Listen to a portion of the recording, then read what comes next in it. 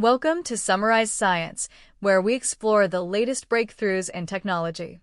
Today, we are looking at a study that evaluates how well computers understand spoken language.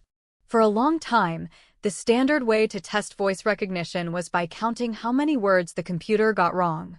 However, this method, called word error rate, is often too rigid because it does not account for the meaning of the words.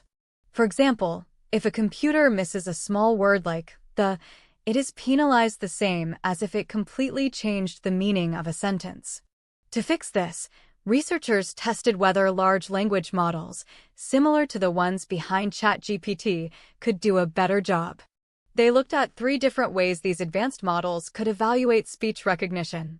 The first method involved asking the AI to pick the better of 2 possible transcriptions.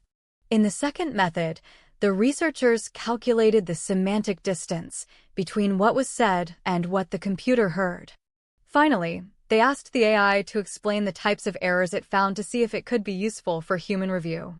By using the HATS dataset, which contains human notes on speech errors, they were able to compare the AI's performance to real people. The results were quite impressive, showing that the best AI models agreed with humans over 90% of the time.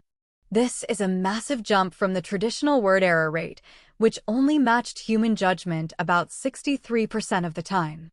The study found that models like GPT 4.1 and Qwen were excellent at recognizing when an error did not actually ruin the message.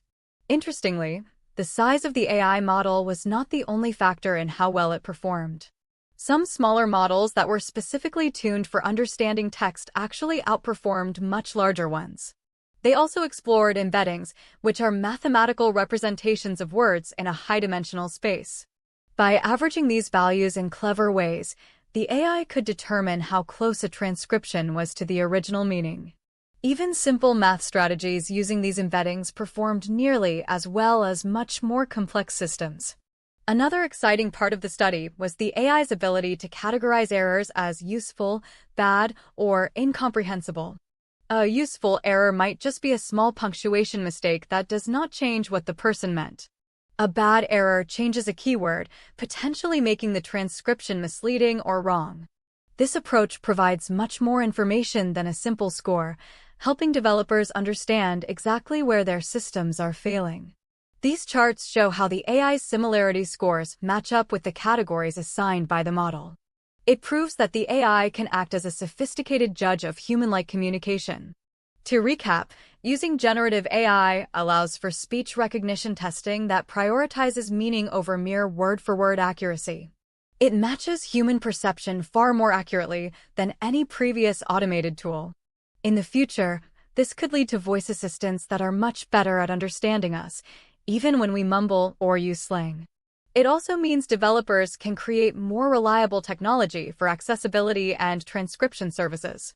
This shift toward semantic evaluation marks a new era in how we interact with our digital devices. Thank you for watching Summarize Science.